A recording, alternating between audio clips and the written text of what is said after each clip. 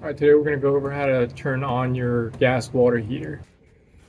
Again, you turn it from the off position to pilot. And when you're in the pilot position, you press it down, you're going to hear a gas hiss. When the gas is hissing, you want to ignite it using the piezoelectric igniter.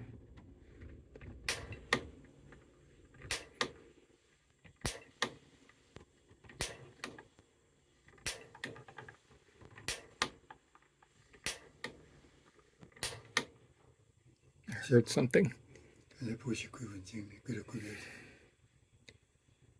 So I heard something.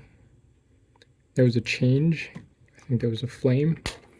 And once the flame comes on, it'll take a while for the, so you see the light is blinking now. That's indication that the pilot light is lit. Once that happens, you can slowly let it go. And now the pilot light is lit.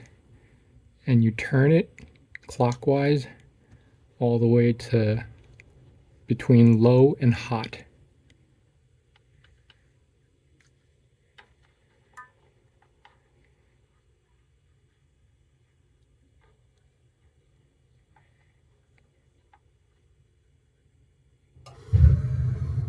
And that is the ignition of the flame.